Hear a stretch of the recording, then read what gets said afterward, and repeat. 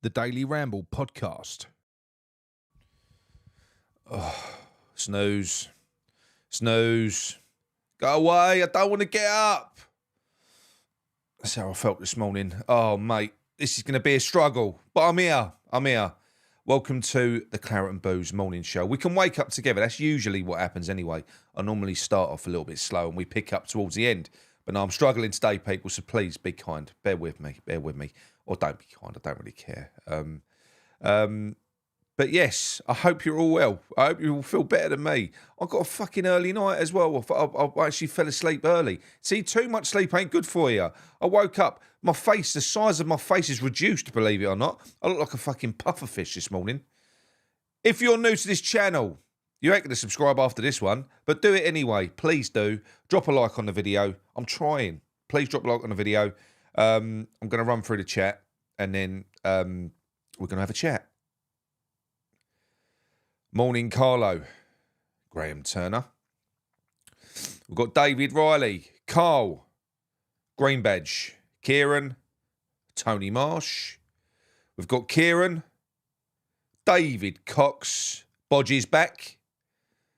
We've got Bagel the Beagle.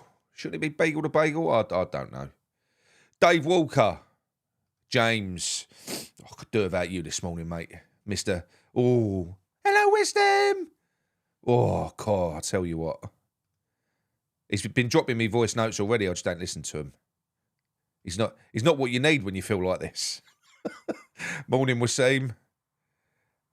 Stefan Chivers. Davo, Foxy, Trouty, right, and John Camille. He loves that. Colin Jones, Kevin Minter, Percy. Right, that's it. Okay, how are we all doing? You all right? Wednesday, we're breaking the back of the week. Sorry about that. I haven't even cleared my airways yet. I'm going to be all nasally. How are we all doing? You all good? I mean, like I say, we have broken the back of the week now. There was some good football last night, although there was two games yesterday. There was Turkey versus Georgia, which I did miss, but I went back and caught on the highlights. Two fucking weldy goals, weren't they? Two absolute weldy goals from Turkey. My God. People was asking yesterday, whether you've seen any players that you'd fancy. Them ones. I'll take them ones. I don't know what was better, the volley or that the second goal was unbelievable, wasn't it? Apparently that lad plays for Real Madrid, Arda or something. I don't know. But yeah, he was decent. I'll take him. And the Portugal game last night, I fell asleep during it. So it couldn't have been that great. I think a lot of the nations are underperforming a little bit, aren't they? Germany looks mustard. They did look really, really good. Spain looked better than I expected. Italy underwhelming, England perpetually underwhelming, and now Portugal as well. France as well. So you never know. Maybe we're just going to be slow burners. Maybe we are. Right, a little bit of. I'm going to have a chat first of all because obviously we've been doing transfer rumours. We have. And we've seen the Max Kilman link. We've seen that. That's been spoken about for like the last 10 years. And Gary touched on the fact that Max Kilman has... he came from Maidenhead, which is Alan Devonshire's team. That's the team that he manages. And they've got a sell-on clause for Max Kilman as well. 25%. So if we do buy him for 45 million, they get a bit of a windfall, which I haven't got a problem with. I'd rather the money be redistributed down the lower leagues. That's very good, and it's nice for Devonshire as well. That'd transform that club, wouldn't it? But talking about Max Kilman, I want to see what your comments are in the chat, right?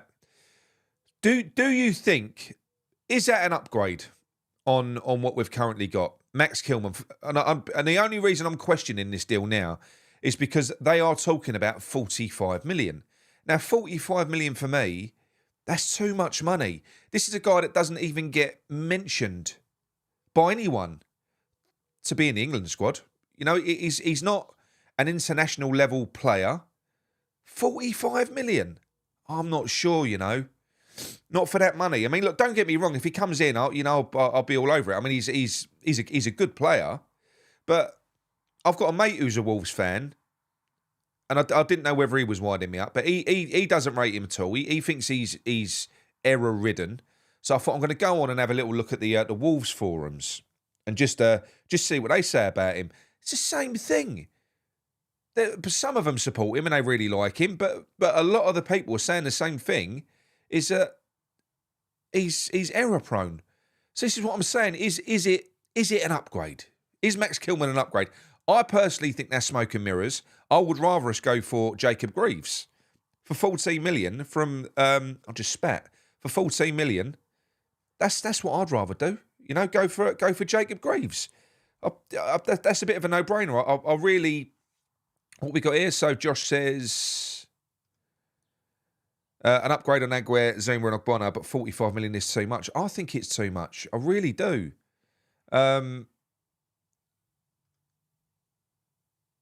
So Carl, all saying the same thing. So John Camere says, look at Kilman at Christmas. If Aguirre comes good under Lopetegui. Yeah, that's what I'd like to do. But from what I understand, though, John, I think that it's basically it's done with Aguirre and West Ham. I think he's completely made up his mind. He's become de-institutionalised with the club. He got too much Moyes exposure, and it's made him just want out. So I do think that Aguirre is going to be gone as soon as that international window does open. Unfortunately, because I think that he could be a good player still if we was playing the right system. I just don't know whether Max Kilman is an upgrade on what Aguirre should have been. I don't know. Maybe I'm just being a miserable git because it's early. I'm just not that taken with that deal. Not for that money. I'd say if we were talking about 20 million, 25 million, as someone else just said, I wouldn't even turn air. It wouldn't bother me at all. You know, it'd be fine. Good signing. But 45 million, when we're only supposed to have 130 odd million to spend, you can't go doing that. Surely we've got loads of other areas to sort out as well. So yeah, I don't know. Alex Land says, I'd rather spend that money on Samu and on Meridian. Yeah, I think that there's still something in that deal as well. Whether or not he comes to West Ham or not, I don't know. But he's changed his agent, which typically means that they're looking to try and force a move through. That's normally what happens. I know Atletico are coming out and saying they don't want to sell him because they've got some issues with Morata or something at the moment. But yeah, I don't know. As we've seen, player power can work. He's a saleable asset, you know. So if they can get 30 to 40 million for him, I don't think he's worth 40 million yet. Personally, not Premier League proven.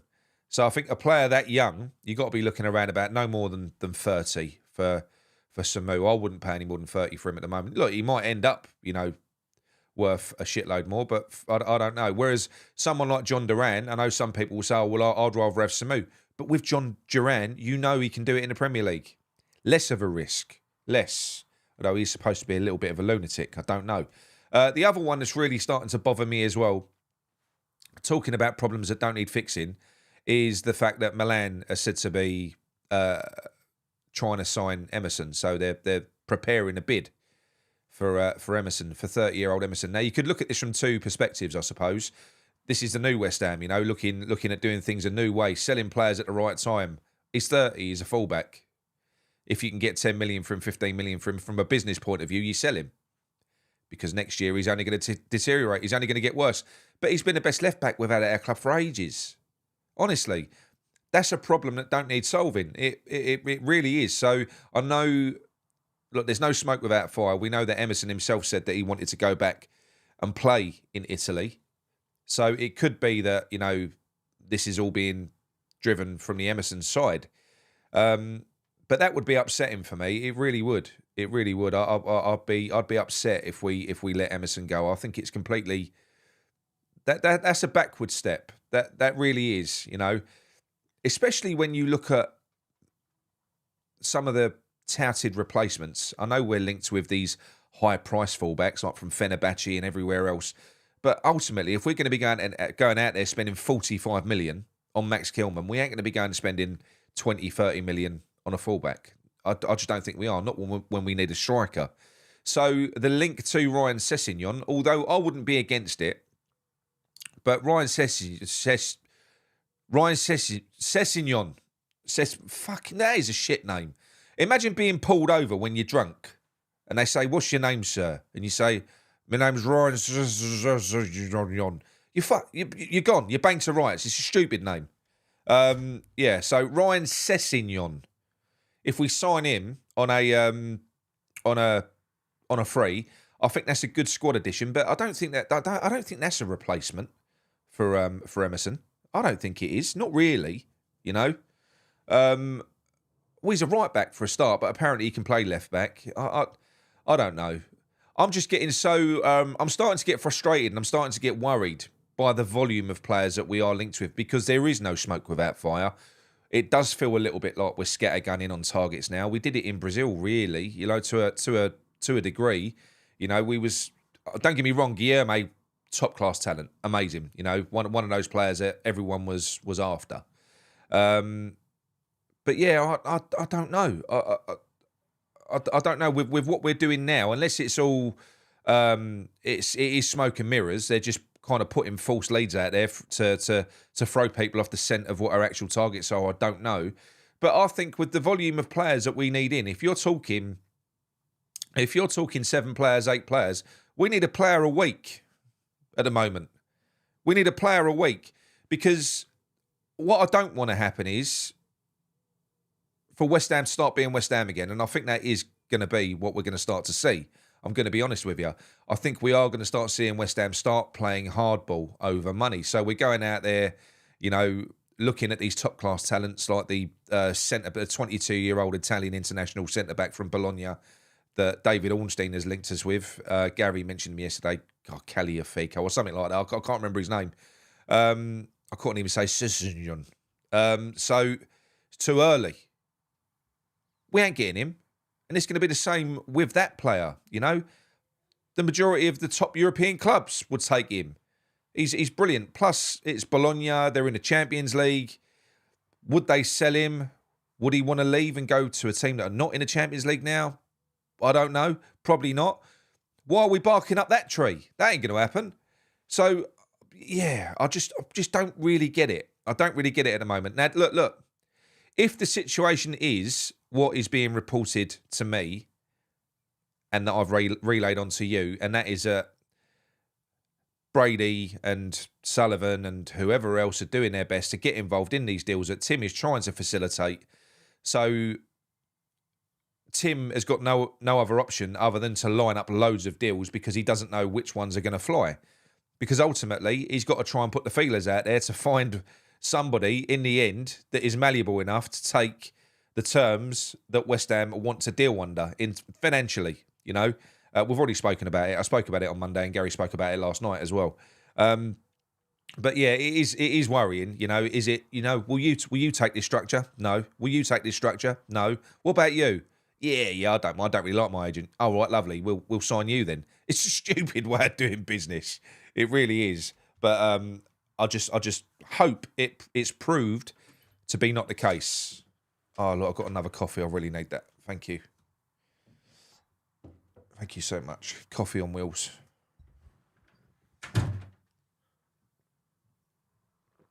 Oh, my God. I feel rough. How can that even be? I felt good all week. I've been getting sort of 4 hours kip a night. Last night, I reckon I've had 9 hours. I had 9 hours last night. Woke up feeling like crap. How can that even be possible? But yes, so I'll tell you what, we're going to the chat. We're going to the chat for a little bit. Let's go back here. Before we do that, actually, I have a question. Do you know I did the QA yesterday? Well, I answered everyone's question except one. I skipped past it. Not intentionally. So I'm going to do that one now quickly. It's from Sirex Space. One moment, please. One moment. Come on, where are you? There was a lot of questions in there. Right, so Sirex says, what would your current England starting 11 be? They don't have to be in the selected squad for the Euros. Any English player of your choice. Oh, it's a difficult one, that, isn't it? I think I'm happy. Look, I'm happy with Kyle Walker at right back. I am. I think Jordan Pickford's fine. You know, Jordan Pickford's okay. I like Guehi, whatever his name is, the centre back. I do like him. I don't mind John Stones. That's quite a fresh looking centre back pairing. Kind of happy with that.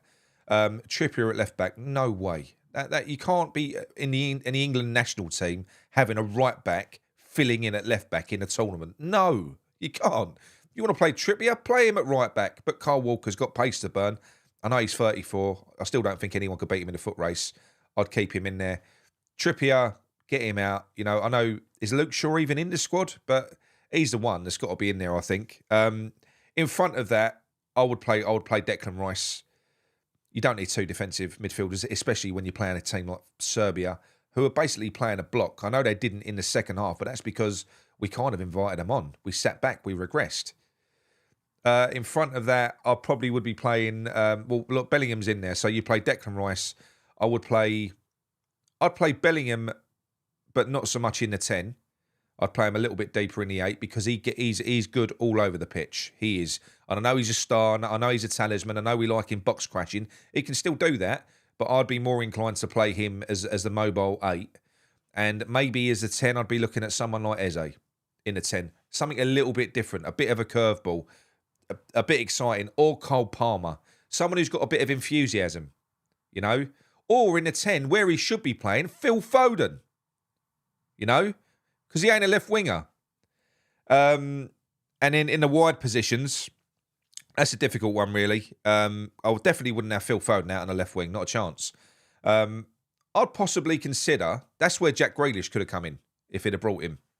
Something different, someone who can beat a man. That's what we didn't have. But I'd probably be looking at somebody like...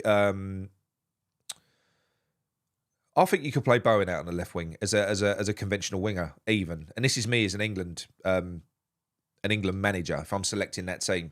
Because if you're going to play with target men, because I wouldn't play Kane up front, I'd play Ivan Toney. And I'd bring Watkins on as and when we needed a bit of backup. That's what I'd do, you know, or to change it up. Someone to run in behind. So I'd start with Toney. I'd probably play Bowen left wing to get some supply in, and I'd stick with Saka on the right wing because he can beat a man. I'll just get him some crossing practice because he can't cross. He can't. That's what I'd do. You know, just something a little bit different. Just get a few different players in there. Get some of those mainstays out, you know, particularly Kane. I mean, we've just managed to shift Maguire, although Maguire's never really been an issue for England, has he? Maguire's been all right.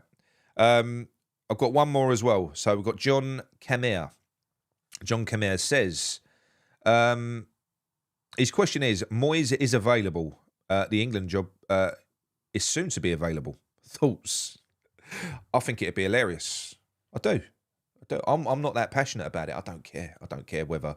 Not really. You know, it would almost, when you consider the pain and misery that we went through and the judgment that we all suffered as West Ham fans from the other fans of clubs of the Premier League going, you be careful what you wish for. You should be happy.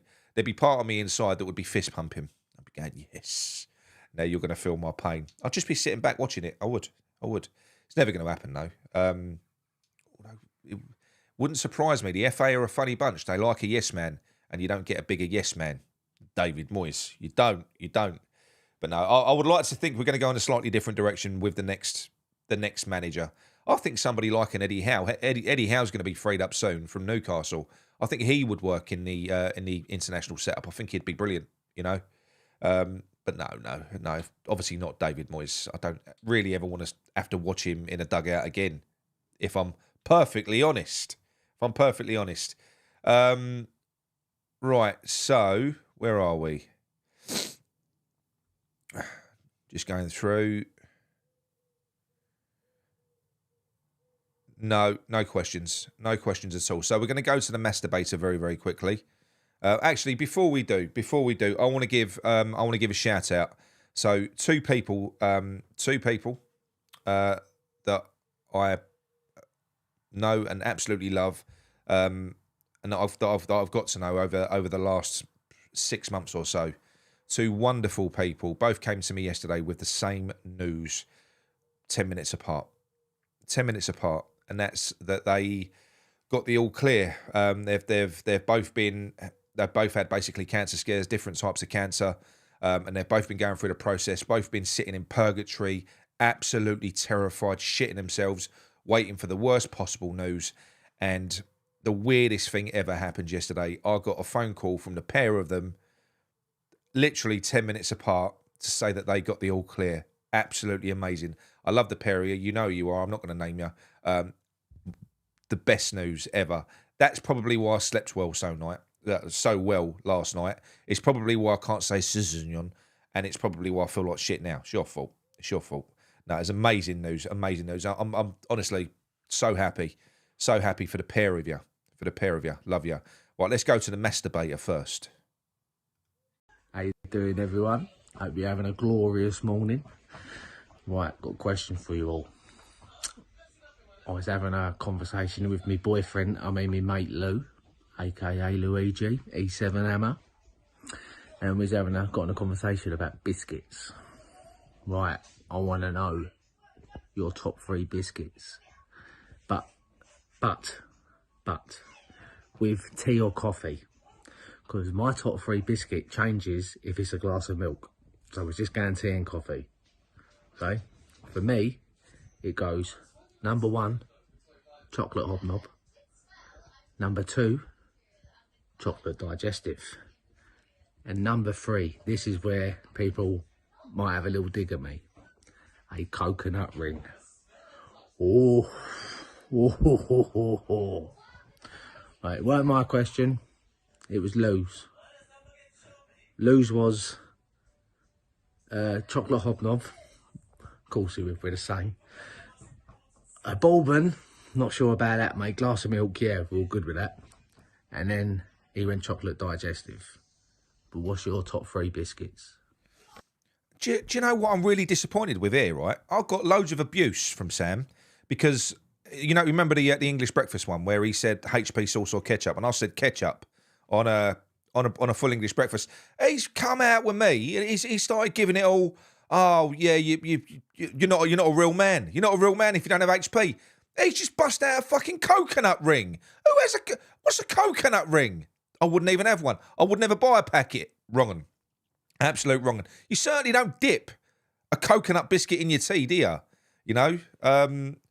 Anyway, I'm going to give you I'll try and give you my top 3. My top 3, and again, this will probably, because not a lot of people like dark chocolate. I do. I love dark chocolate. Dark chocolate digestive, for me, is number 1. A plain dark chocolate digestive in tea or coffee. Don't care. On their own, I could smash a packet of them, honestly. Dark chocolate hobnobs, next. I like dark chocolate. And third, do you know what? Do you know Christmas time, which is the only time of year when I have shortbreads, and you get the really nice shortbreads in the selection boxes? I love those shortbreads. You can't eat many of them because they're really rich. But yeah, so for me, I think that would be it. I think it would be dark chocolate digestives, dark chocolate hobnobs, Christmas shortbreads, and not a coconut ring in sight. You absolute wrong 'un, Sam. So weird. Oh, look. Oh, Kevin's gone conventional. Look, look.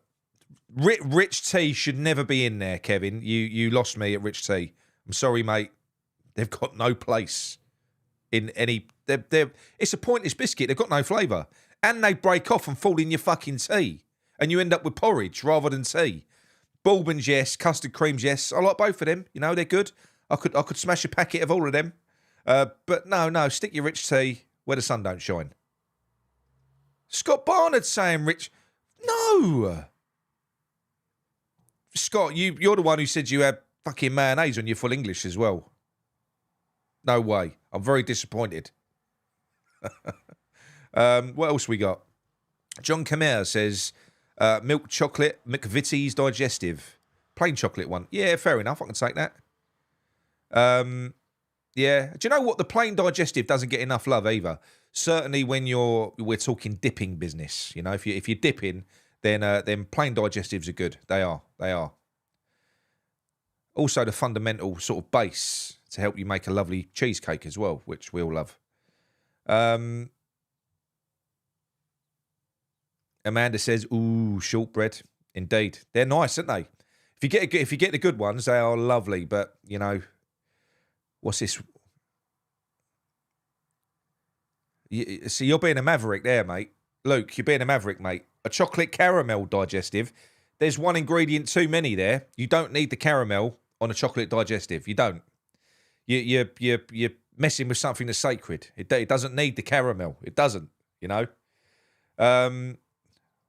Walkers, I'm talking about biscuits, not crisps. Tony, didn't even know they made biscuits. So Alan Litchfield's gone chocolate hobnob. Yeah, no, I completely agree, mate. They're nice. They would definitely be in there for me. You know, they are lovely, the hobnobs, but digestives, I don't know. It's just a go-to. It's a go-to. Right? There's a lot of what is this? Rich tea fingers. Can't beat a couple of fingers, mate. Rich tea are just wrong. They're shit. Rich tea are rubbish. The amount of cups of tea that a rich tea biscuit has ruined must stretch into the millions, you know? Because, you know, like when you do get a rich tea, because my mum always used to buy them as well. I don't know why. No one likes them, but we always had a packet of them. You could do a quick dip. Quick dip. It didn't matter. It broke. They always break. I hate rich tea biscuits. Almost as much as I hate David Moyes. But yes, look. I'm going to keep this one short and sweet. All right, I am. I'm gonna reveal something to you all as well. So somebody else very close to me. So once I got all of that wonderful news, well, no, before I got all of that wonderful news, because I'm a giving kind of guy, and I actually am. I do care about people. Someone that I'm very close to, someone you know that we're familiar with, is suffering with their health at the moment. They are, and they. We'll reveal more what that is at the, you know, in time. But basically, they need a bit of a reset. They need a bit of a hard reset. They're going down. You know, their diet's all wrong compared to what it needs to be medically. They're all over the place. They need to sort it out. Now, one thing that I did know when I did this fast was it kicks all your habits. It kicks all of your habits because you go cold turkey on everything. Bearing in mind, I only did this last month in May, and it was torture. But I know that is what this person needs. So I am going to support my mate. I'm going to put myself through hell again. And we're going to start again on Monday. And I'm going to do it with him, well, me and one other. I'm going to do it with him. And we're going to go through it. And we'll update you along the way. I won't bore you with every step of it like I did last time. But yeah, I did that. And then literally about half an hour later, so I felt quite good about that because obviously that must be why I slept well last night. I felt quite good about that because it's a good thing, you know, just sort of you helping someone out. And I'm dreading the fast because it's hard, people, not eating for 10 days, but it's the most important thing. Oh, Mickey said it's me. All right, okay. Look, Mickey's a diabetic, and he's a bad diabetic. He's bad. You know, he's not had any problems with his diabetes for a long time.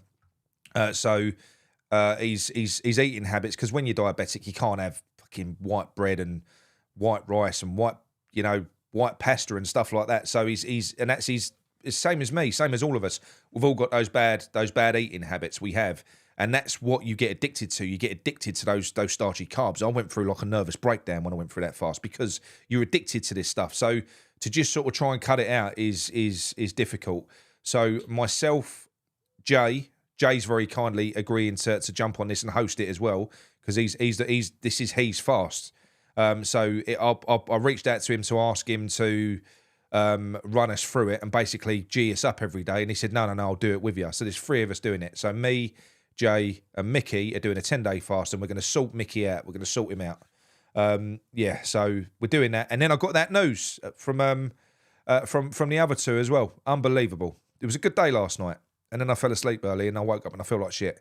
Anyway, look, I'm going to let you go. I love you all. Go out, smash Wednesday in the face. I'm going to go and clear my throat. And yeah, I'll speak to you all later. Gabby you heads.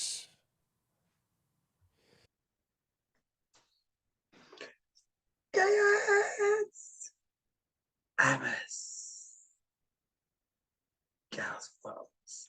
What's happening, people? Just finished. Shout out to the lads on last night's session, which is actually right now because it's 12 midnight, so it's actually tomorrow. Anyway, shout out to Nick, day 11, journey in the morning. Boom, yeah, Shabbat. Anyway, people, this is an important one.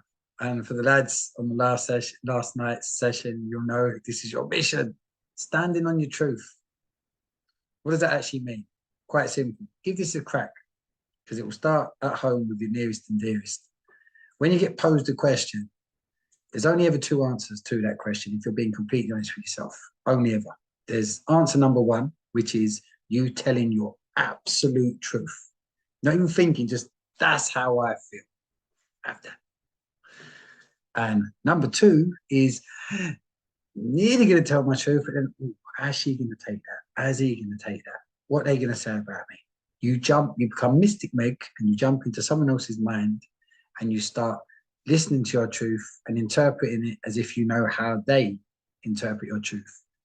Even deeper than that, should you give them monkeys about how they interpret your truth? Well, that's going to set you. Well, of course you should. How can you not think about the question? When it is your absolute truth, how you truly feel, what feeling do you represent, or sorry, do you attribute to your truth? Have a think about it. When you stand up, when you can hear things going on, you don't agree with it, but your ego's going, no, don't say nothing. And you stand up and you just say your truth. How do you feel? Proud of yourself. You feel happy that you did. Versus when you don't and you walk away, how do you feel then? That little voice. Oh, why didn't you say nothing? You should have said what?